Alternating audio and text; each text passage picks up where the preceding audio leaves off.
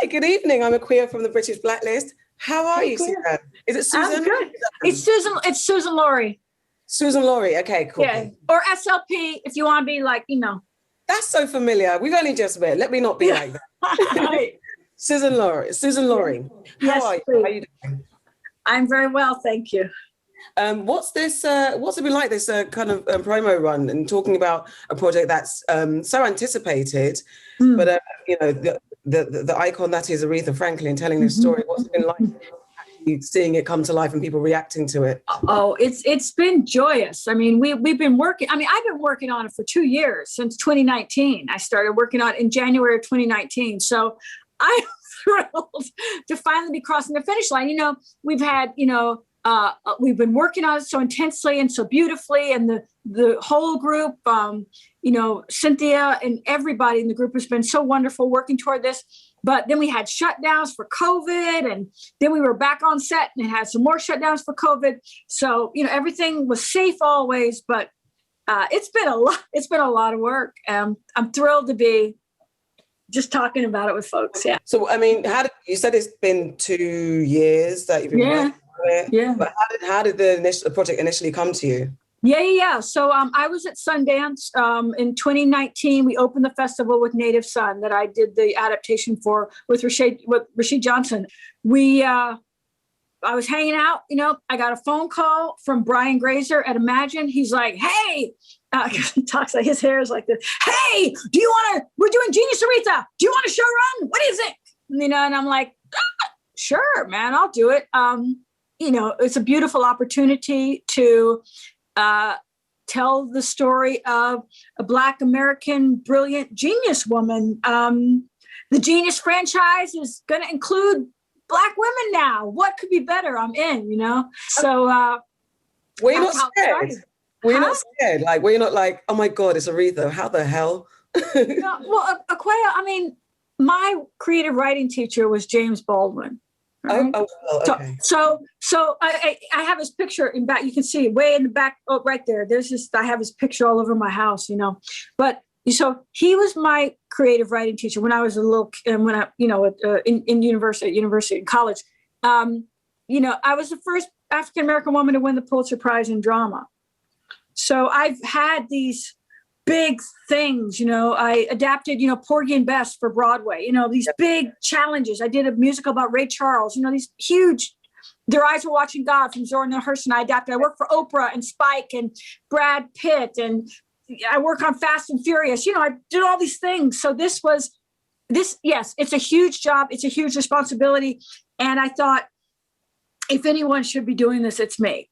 I love that, because we tend to, as women, we downplay. As Black women, we're humble. We don't talk about. And I have a thing when I do my podcast that I say, "What you tell me, what you do, how you want to be introduced, so I don't get it wrong. But also, I want you to celebrate yourself and talk about yourself in that first person. Like, yeah, I did that, and I didn't even mean to come at you like, would you be scared? But it is a big project. But you're right. You're the person to go to.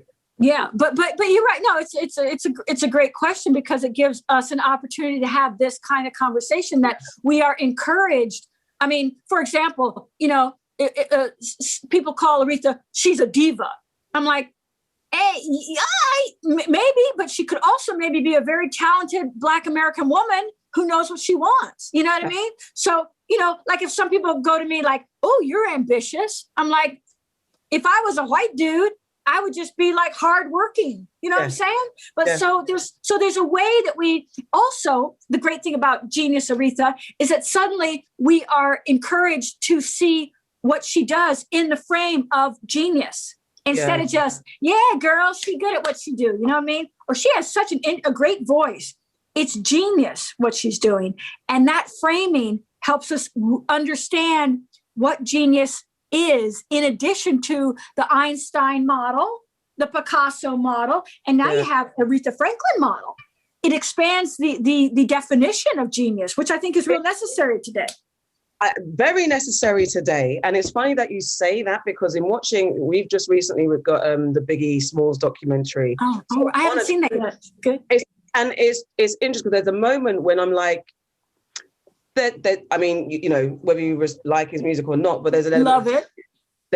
there's an element of genius, and genius is so undermined and been watered down. But then to apply it to Black people, it's not so forthcoming. So actually, yes, you could say she's an icon, she's the queen of soul, but Aretha Franklin is a genius. And I love that. I love that what you said, that framing, like, yes, frame genius. Right. Yeah. Right. And suddenly we understand additional meanings to genius. You know what I mean? So sure, genius is someone that creates something sustainable, someone that creates things that are paradigm shifting. Genius is also someone who can alchemize the pain of their lives into solid gold. Genius is also someone who brings different kinds of people together for the greater good of the world. That's a form of genius. So that we can just expand the definition, not exclude the Einstein version, but include the Aretha version alongside the Einstein version. For example, the main title theme. I don't know if you guys had the main title. Yeah. Okay. So with Einstein, it was violins, right? Because he played the violin. With Picasso, it's like this flamenco-ish, guitar. Mm. And they were like, so what do you want the theme of our episode, our series to be? I'm like, I want us to take the genius theme and translate it into Aretha style music. Yeah. Because she's part of the genius family. Yeah. Do you see what I mean? Yeah. And so it's very important, again, to see her work in the genius family. Yes. I'm loving. But then, so then down to the craftiness of it all. Yeah. So I'm assuming there's a danger of overwriting and also underwriting the story of someone who's so iconic and impactful and genius. Right. So what was your entry point, and how difficult was it to make those necessary editorial edits? Like, Yeah. Well, I mean, it's all, so I just went through her life looking for genius moments, letting the story of her life lead more than anything else. So I would, encircle, I did a huge amount of research. I got a bookshelf back here filled with Aretha Franklin, everything, Ebony magazine, Jet magazines, all kinds of books, articles, papers, photographs. I re-listened to all of her music, all that. So I did tons of research, but then I would go through her life and find moments that felt like genius moments to me, exceptional moments to me in her life. And those became sort of the moments to which other things would magnetize themselves toward. So, it was difficult, but easy also in a way. I felt like I prayed on it a lot. I felt like her spirit was with us as we worked on this. I was going to say, your reaction to what you felt was genius of her work. Mm-hmm. Because it's interesting as you said that, because I've watched 2 episodes. I managed to squeeze in 2 episodes before speaking to you guys, thankfully. But I could see now in you saying that, yes, because I'm seeing Aretha in a different way. We know the diva, or in quotes, the diva, but the woman that knew her stuff and was about her business, that's the genius. And especially in a time when she's got 2 overbearing men that are framed in this story narrative, who are like telling her what the hell to do every damn time. But yet, through that, at that time, when we're talking about feminism and women's empowerment in 2021, back then, when there was less, she managed to. So it's interesting that you picked up on that, and it resonates. Right. And we have to show that how much of a man's world it was. I mean, there were some folks at the beginning who went, man, you're showing too many men in this story. I'm like, the music business was a man's world, yo. We can't pretend that it wasn't. We can't pretend that there wasn't racism in the world when she was coming up. We can't pretend that there wasn't, discrimination and sexism and those kinds of things. You know what I mean? We can't whitewash her story just to not have to deal with stuff.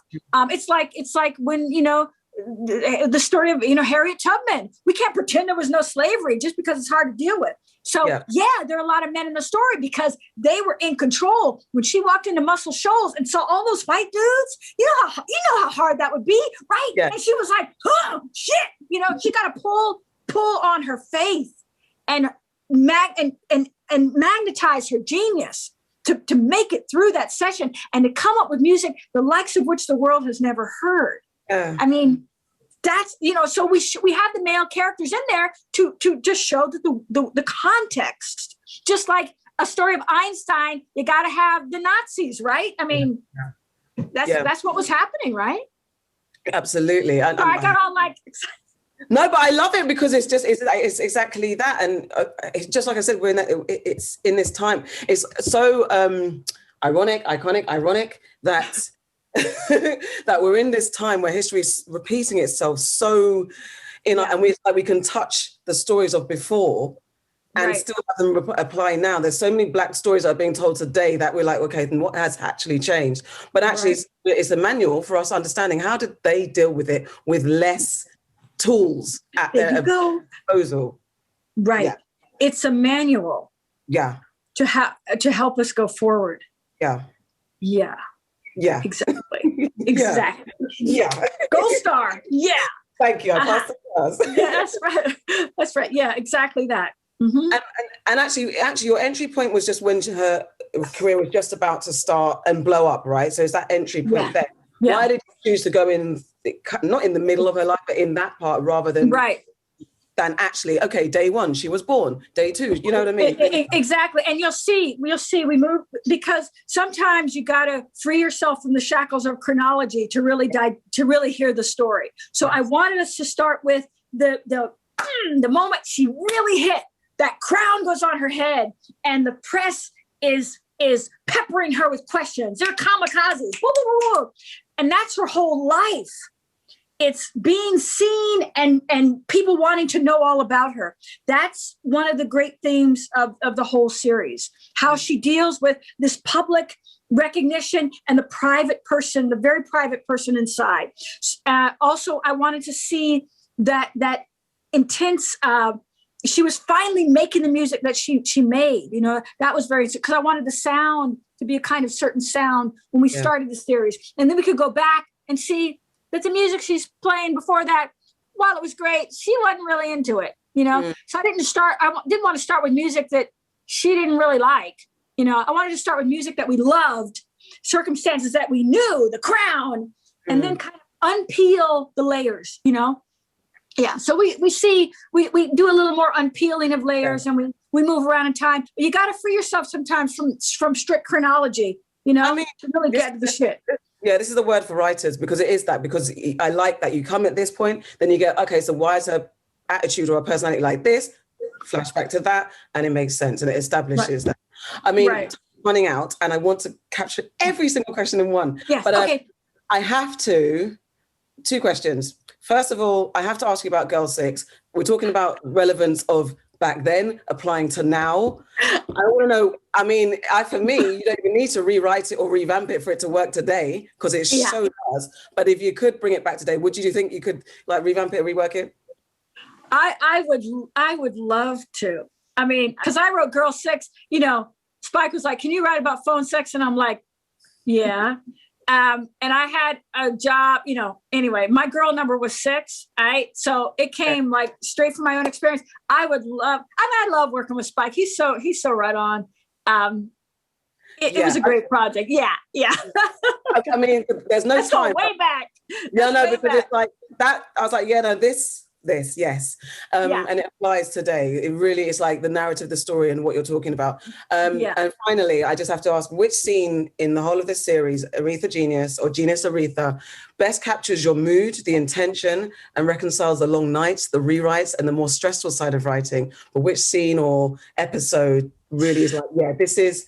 Oh, it depends. It depends on the day, but it's a scene. It's a beat in episode 5 where she's at a party. I don't want to blow. I'm gonna let you. Okay. Where she goes to a party and she's talking to her producer Jerry. She wonders why hasn't she gotten a producer credit, and then they give her some kind of meh answer, and she walks out of the party and she does something, and that's my girl.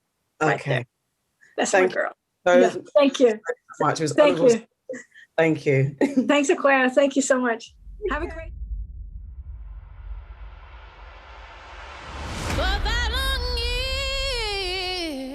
I'm writing a new song. It's gonna hit you hard. I thought you were my man. It'll get under your skin, right down to the bone. But it's gonna be a whole new vibe that brings people together. I'm just a link in your chain. Well, you only got 3 chords?